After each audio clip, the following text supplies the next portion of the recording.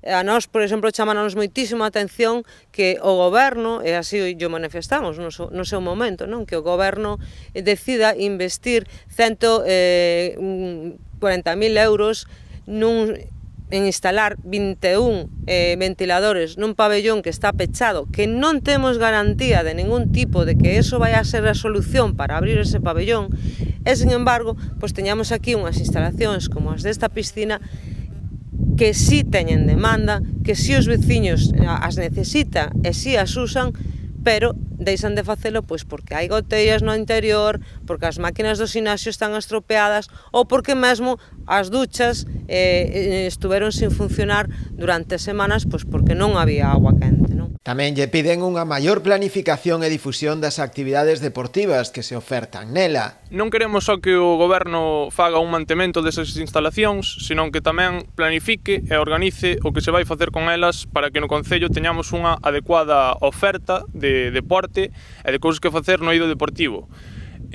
Non queremos que sexa normal que a data de hoxe, 15 de setembro, aínda non se sepa os cursos que vai haber nesta piscina, por exemplo, xa que a maioría dos usuarios é cando teñen as ganas de apuntarse e cando buscan ese tipo de oferta. Os nacionalistas tamén lle recriminan ao Executivo o escaso apoio que se lle dá aos clubs e asociacións deportivas locais. Creemos que a vontade do goberno non é adecuada para facer cousas no eido deportivo.